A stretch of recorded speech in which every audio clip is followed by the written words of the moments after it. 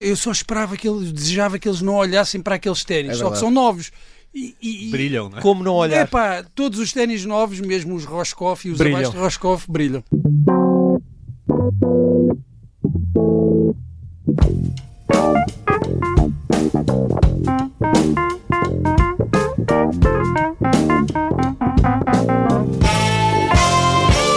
Sejam muito bem-vindos a mais um Pop-Up, o vosso guia das modas da cultura popular, que estes 4 fazem desfilar semanalmente, cheios de estilo e graça. Maria Ramos Silva, Bruno Vieira Amaral e Pedro Buxeri Mendes. Esta semana viemos aqui para surpreender, vou explicar porque é que neste programa, agarrem-se bem, vamos falar sobre sapatos de vela. Vou já avisar, não vamos falar só de sapatos de vela, estou com medo que as pessoas...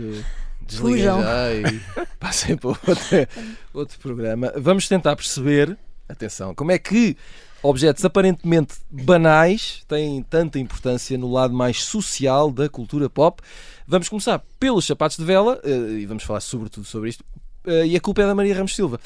Porque, Maria, ajuda-me aqui, podemos confirmar aos nossos estimados ouvintes que este fim de semana vão poder ler um texto em observador.pt sobre...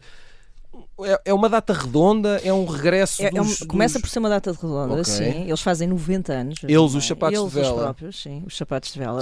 Mas entretanto, aqui há conta de uma série de marcas de design, digamos assim, que os vêm ressuscitando nos últimos anos, sobretudo nas passarelas e no streetwear e tudo mais.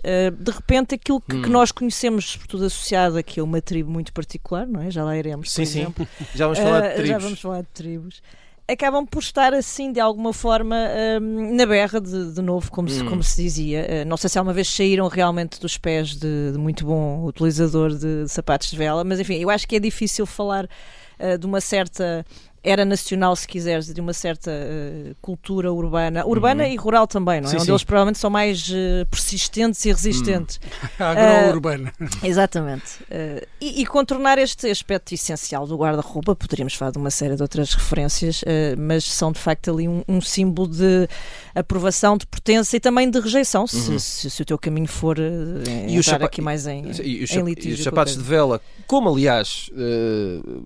eu ia dizer todo o calçado, enfim, não é todo o calçado, mas muitos tipos de calçado também são cultura pop, certo? Eu diria que sim, não é? Porque, repara, não faz sentido nós temos, por exemplo, um famoso ténis branco, não é? Com o nome de um famoso tenista também. Temos outros modelos, temos botas muito icónicas ligadas a certas tribos da música, temos uma série de referências de facto para todos os gostos e seria um bocadinho estranho, sobretudo nesta dimensão mais popular, porque repara, o sapato de vela tem uma história, só para enquadrar, começa de facto ligado com um fé de ver mais ou menos náutico. Mas tem vela pelo meio. Tem o contexto náutico, não é? Estamos a falar de um senhor que era o senhor Perry, que estava a fazer, basicamente andava lá no seu veleiro, isto imagina em 1935, e escorregou e enfim, dava-lhe jeito de ter alguma coisa que não escorregasse. Olha, eu não conhecia a história, mas eu ia dizer, e depois escorregou e arranjou uns sapatos que não escorregassem. Isto começa sempre como uma solução aparentemente simples para um problema muito prático. E depois olhou para as patinhas do seu Cocker Spaniel e percebeu, este animalzinho é que se aguenta bem por aqui, olha, vamos cá inspirar-nos nisto. E então lá foi fazer uma sola com uma espécie de sulcos, não é? Ali com os cortes. Há um cão à mistura nesta história. Há um cão à mistura, o que torna a coisa sempre muito mais interessante. E conseguiu chegar a um modelo que se destaca precisamente por essa sola aderente, essa possibilidade. Em inglês dizemos sailing boat shoes. Boat shoes, sim. Ou deck shoes, não é? Porque são shoes. Para usar nos decks, exatamente. Sim, depois conseguiu escalar aquilo tudo, não é? Aquilo conseguiu patentear a marca, conseguiu cair no goto da Marinha Americana, portanto de repente tinhas as tripulações a usar os seus sapatos e depois disto multiplicou-se e desdobrou-se uma série de marcas e derivações. O resto é história. Sim, sendo que repara, tu tens ali com a explosão da cultura de massas, não é? Cultura pop dos anos 60, tens aquela figura, por exemplo, do Paul Newman ou do presidente Kennedy. O Paul Newman usou sapatos de vela? Não eram bem sapatos de vela, porque eu penso que na altura era um sapato ténis de lona, que faz ali um cruzamento entre o ténis e o sapato. É um crossover. Há ali um crossover, sim. Mas eles já existiam. Eu acho que ainda não tinham explodido de facto para o mainstream. E se calhar não eram exatamente iguais, eram ligeiramente diferentes. Tinha um tacador. De mocação. Exatamente. Ok. Exatamente. Mas depois nos anos 80 há de facto ali um boom muito à conta também dessa cultura popular, não é? E nós cá, e eu tive uma conversa muito interessante aqui com a minha fonte privilegiadíssima, Pedro Buxeri, autor da década prodigiosa, uma década... Ele fez a década. Em que também faz parte este calçado prodigioso. Sapato de vela. Também. Mas eu lembro nos anos 90... Continuou, claro. Sim. Não, e depois chega, eu lembro-me nos anos 90, quando era adolescente, chega essa pancada dos sapatos de vela aos subúrbios. Chegou aos subúrbios. Chega, mas o que é curioso nesta história é que quando chega lá, provavelmente, pelo menos é a percepção que eu tenho, não sei se seria uma percepção generalizada. O sapato de vela enquanto símbolo, enquanto sinal de estatuto social, tinha desaparecido. Quando chega aos subúrbios, não é relevante, é apenas uma questão estética. E pá, olha que sapatos giros. Tornou-se uma coisa mais transversal, exato, é verdade. Para quem... Eu gostei, tive mais tarde uma mistura desse crossover. Ele a defender-se. Não, tive, mas não associava. Aquilo não tinha nenhum peso social. É verdade, só mais tarde é que eu percebi, então quem usa estes sapatos são os betos. Okay. Sim, percebo. Pedro Buxeri Mendes, eu quero saber muito, assim que se fala de sapatos de vela, para onde é que vai a tua memória? E ele vai-me dizer, para ontem, que ainda ontem os calcei. Não, por acaso não calço há muito tempo, mas tenho milhares de quilómetros em sapatos de vela. Ora, eu não sei se não passei metade da década de 90 montado. Sim, calçado em sapatos de vela. E a explicação, eu acho que é mais simples do que parece, que é para não andar sempre de sapatilhas ou ténis, que outros sapatos que outro calçado. Qual era a alternativa? É que um homem jovem ou um jovem adulto, ou um homem que não seja um velhote ou um velho, estamos a falar de um tempo, a década de 80 e 90, em que as pessoas mais velhas não usavam ténis, sapatilhas. Verdade, não é como hoje. Pronto, hoje usam aqueles Skechers, não é? Que são muito... Eu não. Não, as pessoas estou a brincar. Era impensável nós vermos uma pessoa mais velha com esse tipo de calçado. Pronto. E nós também não poderíamos ir trabalhar, vamos sempre de ténis, não é? Pronto. Nem sempre, e às vezes nem nunca. Não podia, em alguns sítios não podia. Certo. E os sapatos de vela cumpriam esse... Era um bom compromisso. Tanto eram desportivos, deixa-me usar aqui a terminologia, como eram minimamente clássicos e, portanto, popularizaram-se. Na década de 90, a Timberland instala-se em Portugal, com lojas próprias, não sei se ainda tem. E pronto, e era a correria a comprar os sapatos de vela Timberland, que eram um must daquela altura. Não sei e se não eram baratos. 90. Não eram baratos. Mas bastava comprar um par que aquilo resistia um ano, não é? Pelo menos, acho que tanto quanto me lembro. Depende, quanto mais novo, menos resistiam. Porque claro. Depois era... jogar à bola com sapatos de vela. Mas no fundo o sapato de vela triunfa porque ocupa um espaço vazio, deixa-me dizer assim, na moda masculina. Ainda hoje talvez menos, mas o homem português passa rapidamente de ser jovem ou miúdo, para se vestir de uma forma demasiado pesada, demasiado clássica, não é? Em alguns casos acontece, sim. Naquela altura havia imensos bancos e havia imensas pessoas que trabalhavam em bancos. E agora as consultoras e os escritórios de advogados. E esses miúdos parecem que estão vestidos como se fossem avós, ou têm aqueles fatos de mau corte e mau calçado. E os sapatos de vela cumpriam esse propósito. Também tinham a vantagem de podemos tirar sem desapertar os atacadores, não é? É verdade. Pronto, não é essa vantagem. Mas, quer dizer, que é uma vantagem que eu acho que às vezes se devia falar mais, não é? Exato, ter mais que é subestimada. Mas uma coisa importante, aquilo não era nada confortável. Não era. Os sapatos? Os sapatos de vela. Mas as pessoas raramente usam roupa ou calçado por ser confortável. O ser confortável é um código para... É um acrescento. Não, é uma palavra que tu usas para puxar o elogio, não é? Que tu dizes, olha, esse casaco é engraçado. E eu digo, é muito confortável. No fundo estou a dizer, ou nem é assim ser muito no fundo, estou a dizer, olha, isto é uma ótima compra, ou então, continua o elogio, por favor. Para justificar também, não é? Exatamente, sim.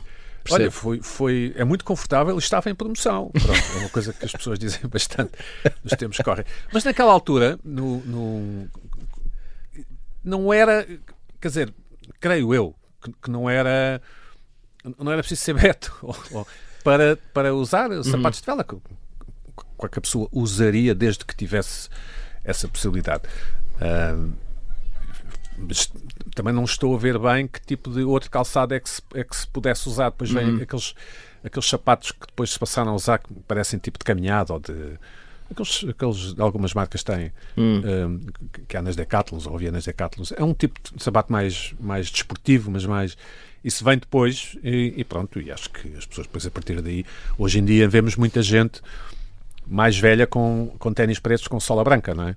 Pronto, na altura não havia esse tipo de coisas, não sei, não sou especialista em calçado. Mas foi uma boa análise, ainda assim. Outra coisa que não havia, não é? O Pedro lembrava disso também no artigo, a questão por exemplo, das havaianas, das alpargatas. Há uma série de coisas não sei que não havia. Sim, que de alguma forma vieram competir ali com o sapato de vela nesse campeonato, sobretudo enquanto artigo mais de verão e de praia e tudo mais. Que não existiam. Ou também enquanto definidor de tribo, não é? Por exemplo, falaste das alpargatas, às vezes também ocupa um bocado esse espaço. Bruno Vieira Amaral, há bocadinho fizeste uma incursão aos subúrbios na tua juventude, na tua adolescência. Eu queria te perguntar mais ou menos a mesma coisa, que é para onde é que vais quando se fala em sapatos de vela? Que relação é que tu tiveste com os sapatos de vela? Era uma relação de amor não correspondido. Era de desejo. Era desejo. Era como muito. Olha, hoje o programa é sobre esses objetos. E já vamos falar sobre desejo, exato. E então, quase todos esses objetos de que eu me consigo lembrar foram objetos de desejo e não correspondido. Nunca verdadeira posse. Mas nós podemos possuir as coisas pelo desejo. Há coisas que nos marcam mais precisamente por não as termos tido do que outras coisas que tivemos. E não falo só de objetos. Olha, aqui isto agora... Está bonito. Eu avisei que isto não era só sobre sapatos de vela. Não é. Os sapatos de vela, eu já disse que depois comprei uns assim, arrasados de sapato de vela. Claro. Mais tarde, e acho que o eu também os tive, acho que comprei na Feira da Brandoa. O Pedro resumiu na perfeição, era um compromisso, uma solução politicamente aceitável. Exato. Entre andarmos de ténis, não é? Assim, um bocado de balda, e não sermos tão excessivamente formais. Não é? Mas isso era muito importante para mim. Era uma grande preocupação isso. Não é? Era, sobretudo quando entras ali. Pelo menos para mim era uma coisa... Sim. Eu nunca fui cool, não é? Quando tinha aí... Quando tinha 12, 13 anos... Agora é o que se vê. Hoje sou... com 12, 13 anos eu usava sapatos de velho. Não é? Não era de velha. Não era de vela, era de velho. É de velho. Exato. Sapatos de velho. Aliás, eu tenho uma fotografia com 5 anos em que tenho uns sapatos de chulo, daqueles pretos e brancos. Pronto, eram aquelas coisas que me obrigavam a calçar, que são muito giros. Aquilo eu adorava ter preservado esses sapatos. E então também sempre me habituei a essas coisas muito fora de moda, muito anacrónicas, e acabou por me aliviar do peso, da necessidade de andar à moda ou de ter esses objetos. Mas claro que tu vais crescendo e vais tendo esses gostos, coisas que tu gostas e mesmo que não identifiques com estratos sociais, são coisas que te agradam. E para mim, ali naquela transição para a idade adulta, tu procuras esses dois lados, não é? Que não queres andar sempre com os ténis de puto de 12, 13 anos, não é? Aqueles pump que dava para encher aquilo. Também nunca tive. Mas era muito caro. Uma vez nós perguntámos a um miúdo, eu e uns colegas estávamos fascinados por queriam roubar isso. E ele pensava que queríamos roubar e nós perguntámos, então, mas esses ténis têm ar? E ele disse... ele estava com medo que o roubassemos. Claro. E ele disse, sim, eu tenho os pés fresquinhos. Isso faz lembrar quando andávamos de bicicleta no bairro e aparecia alguém. Deixa só dar uma voltinha. Pá, e o nosso coração parado. O que é que eu faço agora? Bem, voltando aos sapatos de vela, que eu nunca roubei a ninguém. Exato. Foram comprados. Para mim marcam, e tu perguntavas-me o que é que me veio primeiro à cabeça, é esse período em que tu já não és uma criança, já não és adolescente, ainda também não és adulto, e então... Parece uma canção da Britney Spears. Não, é o ideal aí para essa fase de transição, em que por um lado já te sentes um bocadinho mais responsável, por outro, e não queres entrar tão depressa nessa idade adulta. Nessa noite escura. É isso. Exato, muito bem. Vamos aqui ainda antes de... Ainda temos tempo para... Diz.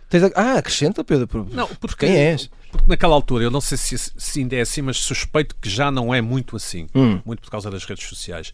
Naquela altura, o importante era não cometer erros. Claro, e isso era não aparecer na rua com os sapatos que toda a gente gozasse à de infinito. Mas que dessem demasiado nas vistas. Mas vivíamos oprimidos com isso? Sim, muito. Sim. Acho eu. Sim, não, mesmo quando dividias por tribos... A pressão social da adolescência sim, de não cometer tramada. Mesmo quando davas nas vistas com, sei lá, eras gótico, sim, mas tinhas a tua tribo, ou seja, a ideia não era dares nas vistas, era diluir-te. Era fazer parte de um grupo. Era diluir-te naquele grupo. Claro. Isso. Muito bem. Não, agora voltei ao meu 10º ano. Para aí. Onde é que eu ia? Já sei. Íamos começar aqui a lançar as sugestões da semana com o post-it. Maria Ramos Silva, eu não faço ideia o que é que vocês trazem esta semana, mas sei que traz um livro. Trago um livro, O Bailado, Teixeira de Pascoais, o nosso escritor da Renascença portuguesa, o nosso poeta do saudosismo, que não usava sapatos de vela, porque não havia. Porque ainda não havia, é verdade. Mas sabes que foi um grande praticante de vela. Olha, estás a ver? Está tudo ligado. Não sabiam isso? Vocês, é porque é mentira.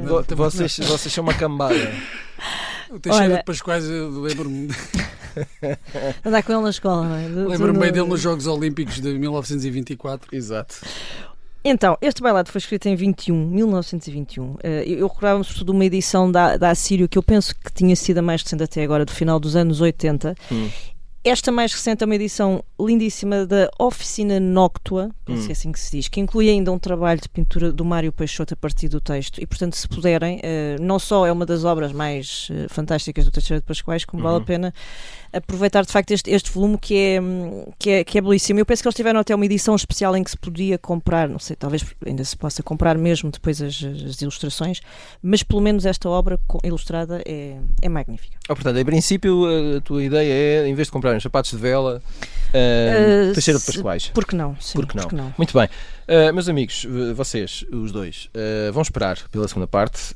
Vamos ter que fazer agora um curto intervalo. Até já.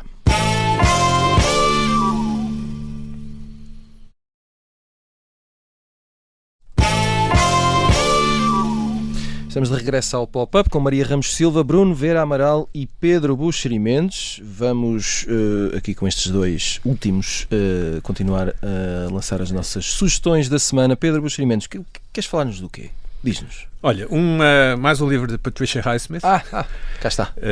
Neste caso, o Desconhecido Norte Expresso, aquele que deu o Strangers on a Train, que deu o filme do Alfred Hitchcock, que tem aquela premissa incrível que são duas pessoas que não se conhecem, que se encontram num comboio e trocam homicídios, portanto a mim dá-me jeito que alguém morra, a ti dá-te jeito que outra pessoa morra, eu mato a tua... Como é que se chama o moço, agora esqueci-me, o moço que morre no Mr. Ripley? Qual? O Dickie Greenleaf? O Dickie Greenleaf, de certeza que usava sapatos de vela. Sim, usava. Agora que estou a pensar nisso, peço desculpa. Esta tradução nova tem a vantagem de ter sido do Rogério Casanova, que é uma das figuras ilustres da cultura portuguesa, não se sabe quem é um pseudónimo, se calhar vocês sabem quem é, mas estou muito curioso. Tem uma ótima capa, é uma edição cuidada, recomendo vivamente, apesar de não ter lido ainda, mas vou ler. Aliás, queres acabar este programa rapidamente?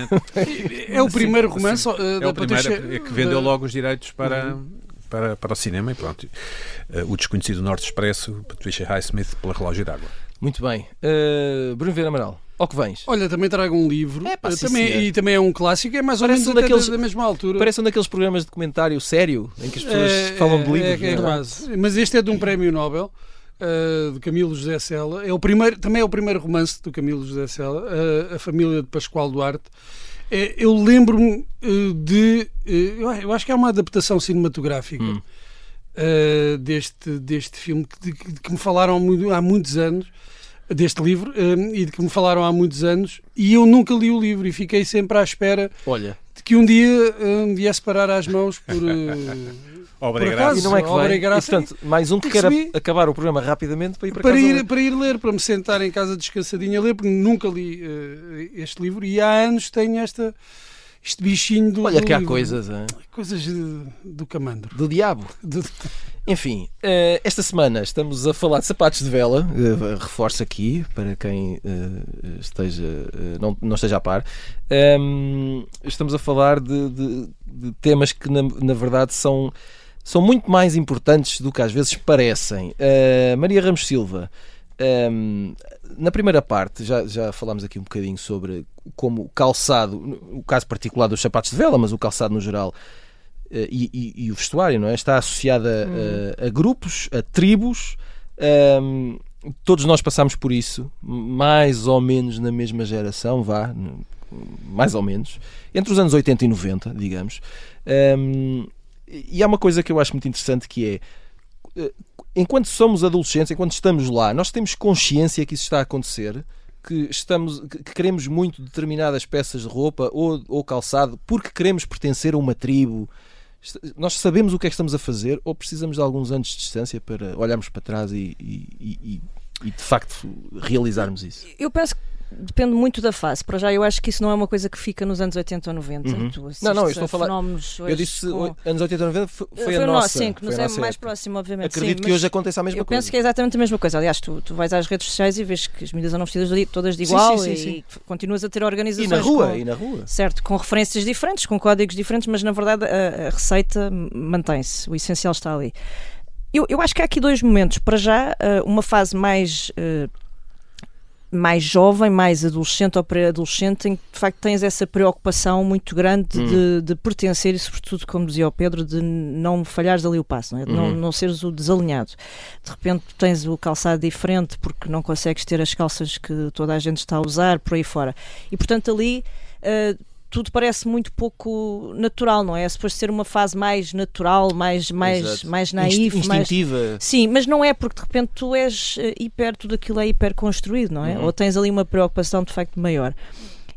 Eu penso que depois há uma fase ligeiramente posterior em que tu te aproximas ali já de uma certa juventude, em que eu, por exemplo, eu falo do meu caso pessoal, senti o oposto. Depois há ali uma necessidade de romper com esses códigos e ser de alguma forma o tipo mais desalinhado, ou seja... Iconoclasta, quase. Não, no sentido em que tu começas a perceber que não é assim tão divertido pertenceres a um rebanho. As pessoas, nós tínhamos uma expressão, dizíamos, olha, lá vão as fotocópias, que eram pessoas que eram todas vestidas de igual, e de facto tinham personalidades distintas, mas havia uma homogeneidade tão grande ali naquela... Parecia um uniforme, não é? Sim, tudo aquilo era igual e depois tu não percebias de facto ali as matizes e as cores, aquilo deixava de ser interessante. E portanto eu acho que também muito cedo comecei depois ali um bocadinho a desafinar de um certo discurso e acho que até se calhar arriscava um pouco mais e atrevi-me ali por campos um bocadinho fora da caixa e deixava as pessoas um bocado tipo quem é esta ave rara que aparece. Porque eu acho que nos primeiros... Sim, porque sobretudo quando tu cresces no meio pequeno e fora de Lisboa, isso é uma coisa que não é um detalhe, não é? Imagina, eu venho do contexto onde até hoje o preto é uma cor que está associada ao luto, portanto quando alguém mais jovem aparecia vestido todo preto ou com algum tipo de referências, isso Morreu-lhe era... alguém. Sim, era isto, não é? Quem é que morreu, que circunstâncias é que estão ali ao redor. Foi a minha alegria. Ficou em casa. Ou se escolhias um tom para os sapatos que era menos clássico, se aparecias com um batom de cor, isto não eram coisas pacíficas e é preciso que as pessoas tenham alguma noção que até hoje em alguns meios isto é uma coisa se aparecias, por exemplo, de biquíni, não é? Sobretudo se eras rapaz, por exemplo, era um problema e meios pequenos era muito mal visto. Acredito.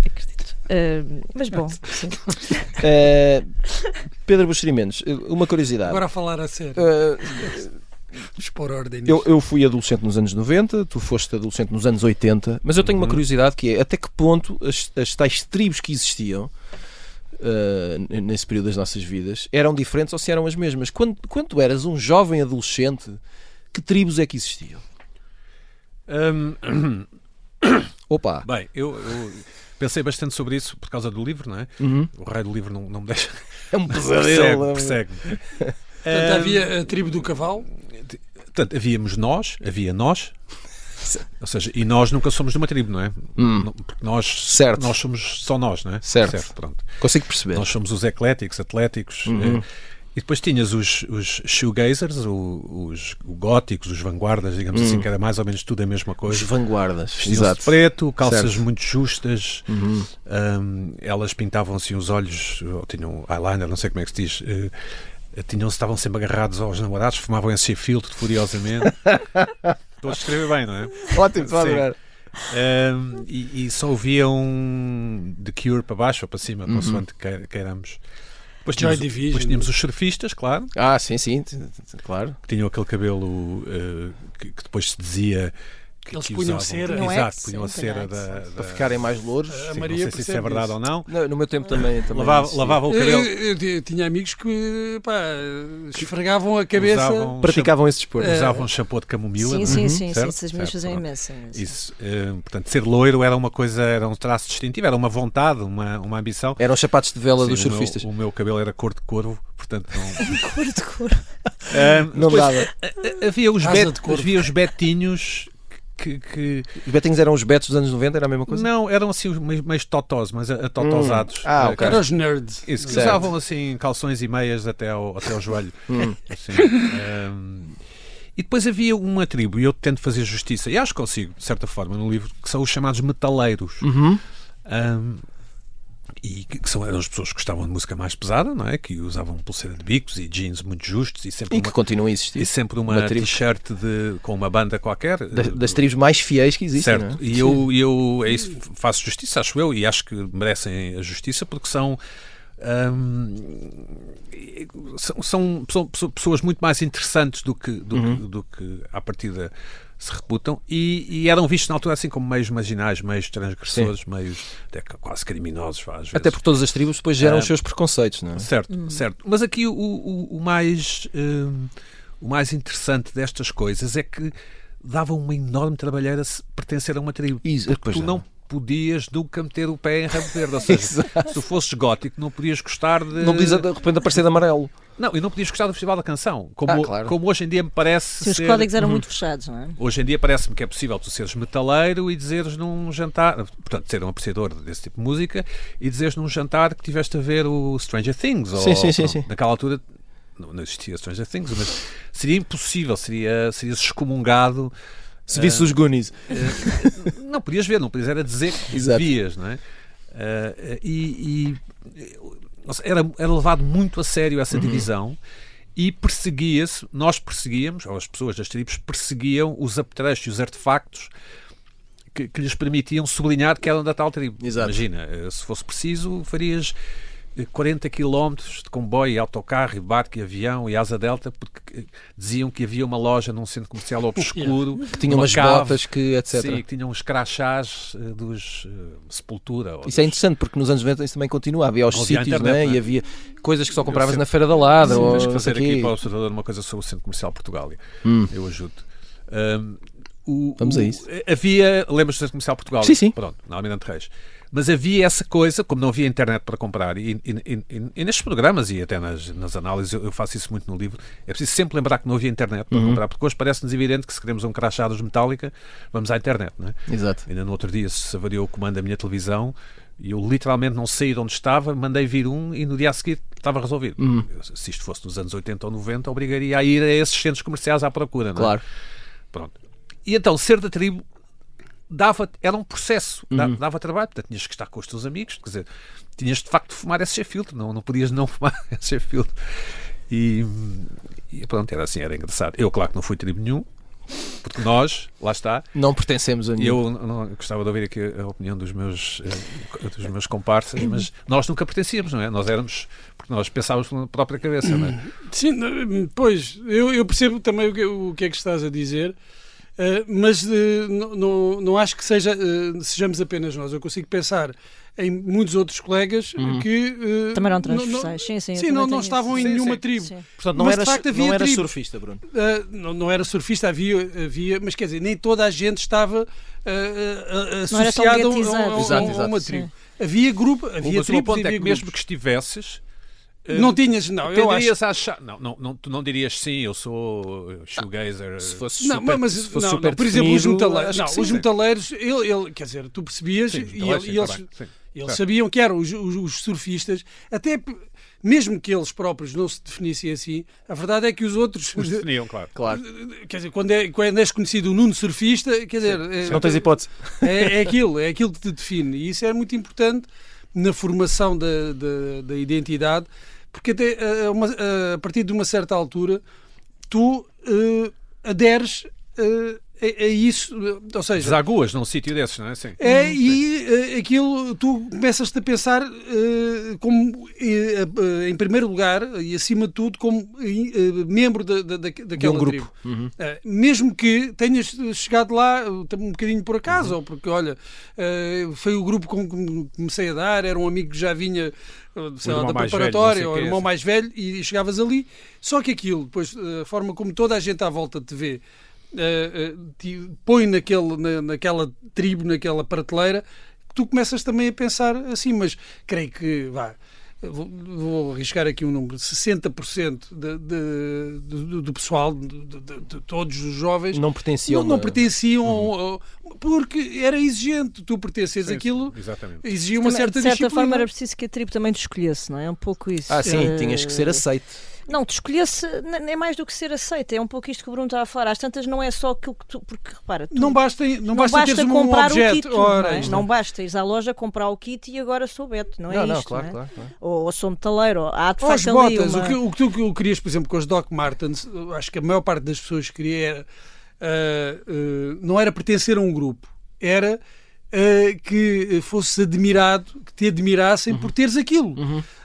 Ou seja, nós temos, a maior parte de nós, na juventude, somos muito envergonhados, somos muito autoconscientes, achamos que toda a gente está a olhar para nós. Nós somos o centro. Sim, eu acho que é mais o ter do que o ser, não é? Na verdade é essa era uma forma de tu te afirmares e dizeres eu também sou um gajo cool. Olhem para mim. É um passaporte, é um sinalizador. Exato. E dizeres, nem era para entrar propriamente num grupo. Muita gente usava as Doc Martens porque estava naquele grupo, mas muitos queriam, quer dizer, ou queriam e tinham, porque podiam também ter. Claro. E isso era logo uma forma de distinção. E era também uma afirmação de superioridade, ou seja, a nossa tribo era superior. Sim.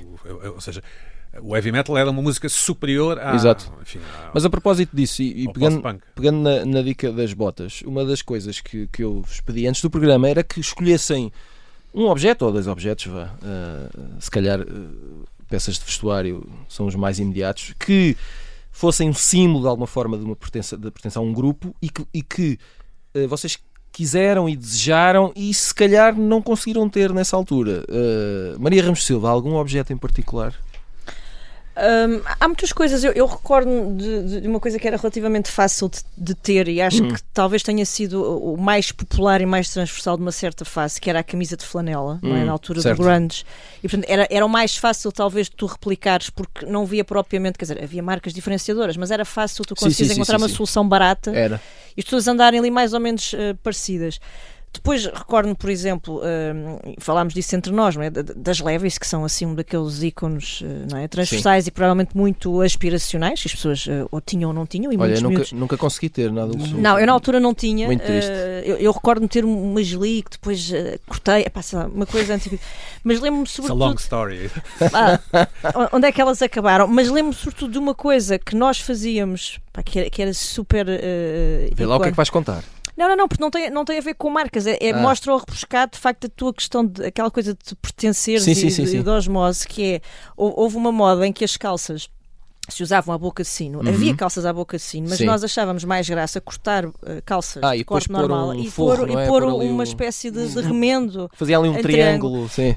Eu tinha sei lá, eu acho que aquilo se tornou uma instituição de facto para ver quem tinha as calças mais originais e havia ali uma coisa absolutamente extraordinária à volta daquilo. Recordo-me das mochilas da Monte Campo, que cheguei a ter já mais tarde, os famosos Duffy, não é? Os Duffy que hoje seriam, sei lá, os Moncler, que são caríssimos. e que nota era uma coisa que nem toda a gente tinha. Portanto, havia ali sem querer uma série de referências. Mas lá está, voltando aqui um pouco ao que o Bruno dizia, a certa altura, pelo menos no meu caso, tu no início só querias sobreviver, porque eu recordo-me, não é, daqueles caminhos para a escola em que de repente eras vítima daquilo que nós hoje sabemos que é tipo bullying, que na altura nem existia, que é ou me dás 20 escudos ou levas um enxerto de areia. Isso era, e portanto a roupa muitas vezes era o menor dos meus problemas, exato. Sinceramente. Exato. Pedro Buxeri Mendes, pensaste nesta questão dos objetos? Eu pensei, a primeira coisa que tenho para dizer ou para partilhar, ou que mais uma vez é uma conclusão a que cheguei, é a fraquíssima quantidade de ficção portuguesa que há sobre estes temas. Portanto, nós não temos livros, filmes, séries que falem destas coisas. E depois, naquela altura, também foi outra coisa que me ocorreu quando escrevi o livro, e se bem recordo, o importante era que as pessoas à nossa volta, portanto, pessoas da nossa idade, não suspeitassem de que aquilo que teríamos era uma falsificação. Exato. Portanto, se eu aparecesse com uma t-shirt Nike na rua, eu tinha que ter a certeza de que era verdadeira. E esta questão das Levi's é interessante porque conviviam as Levi's com uma etiqueta encarnada e com uma etiqueta cor laranja, não é? E nós não tínhamos maneira de saber, porque não existia internet, lá está, nem existia um vizinho que era especializado em calças Levi's, nós não sabíamos bem quais eram as mais verdadeiras ou as verdadeiras, porque se tinham duas etiquetas, era sinal de que uma delas não seria verdadeira, certeza. Exato. Pronto.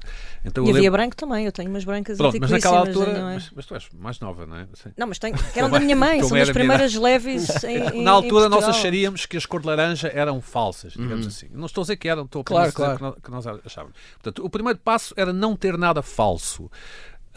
E depois, a coisa mais importante a ter, onde investíamos mais, era o calçado. Portanto, nós tínhamos que ter uns ténis, como dizíamos na altura, também existem sapatilhas, não é? Aqui mais a norte, tínhamos que ter uns que fossem aceitos por toda a gente como e o que acontecia, portanto não sei se ainda acontece, é se íssemos com eles à rua toda a gente os pisava, não é? Para festejar, certo? Claro. Para inaugurar, e deixavam de ser assunto, lá está, porque não estavam abaixo da escala do aquilo que usa-se agora a expressão mínimos olímpicos, por tudo e por nada, vou usar também. Eu, pessoalmente, uma coisa que gostava de ter tido e nunca tive foi uma BMX. Nunca calhou, pronto. Aliás, nunca tive uma bicicleta só minha e é uma espécie de mágoa que tenho, nem hoje tenho. Agora é de raça. Não, podia ter, mas nunca aconteceu. E é uma coisa um bocado estranha. Durante muito tempo foi um fantasma que pairou sobre a minha vida. Pronto. E um objeto que gostei imenso de ter, porque se fiz muitos quilómetros de sapatos de vela, fiz ainda muito mais quilómetros a fumar, era um Zippo. Que entrou em Portugal ali no final dos anos 80, creio eu. Quando eu digo entrou, tornou-se habitual. Todas as papelarias vendiam gasolina e vendiam pedras. Então eu tinha um Zippo de cantos rectos. Muito bem. Pronto. Bruno Vieira Amaral, estamos mesmo no fim do tempo, tens que ser muito rápido. Aliás, eu já nem vou falar porque agora estive aqui num processo de fazer regressão e isto é tudo muito doloroso. Não faças isso. Só falámos de coisas que eu não tive.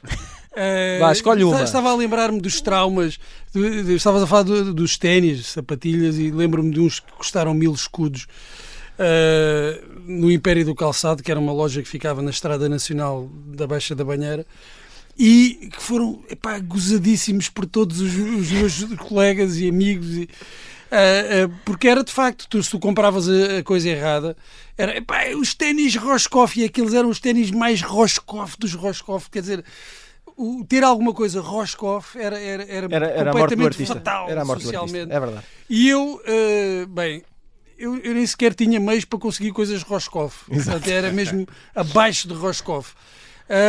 E pronto, e sobrevives a isso, no fundo. E olha o homem que tu te tornaste. É uma história bonita, não é? É verdade. Tu sobreviveres Superação, não é? Como se não, dedico várias páginas ao Roscoff no meu livro. Porque aquilo pesa muito naquelas idades, não é? Ou seja, agora estamos aqui na brincadeira. Mas é horrível. É a principal preocupação. Sim. É a tua principal preocupação. Eu não queria que eu só esperava desejava que eles não olhassem para aqueles ténis, só que são novos. Brilham, não é? Como não olhar? Todos os ténis novos, mesmo os Roscoff e os brilham. abaixo de Roscoff, brilham. Muito bem. Olha, foi muito divertido. Gostei muito da vossa... tivessem passado por cá. Chegámos ao final de mais um Pop-Up. Voltamos na próxima semana. Até lá.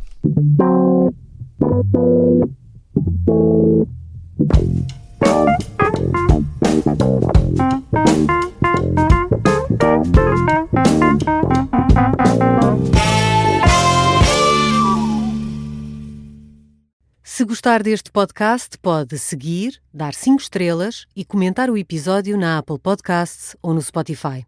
Pode também subscrever e gostar no YouTube. Assim recebe uma notificação sempre que houver um novo episódio.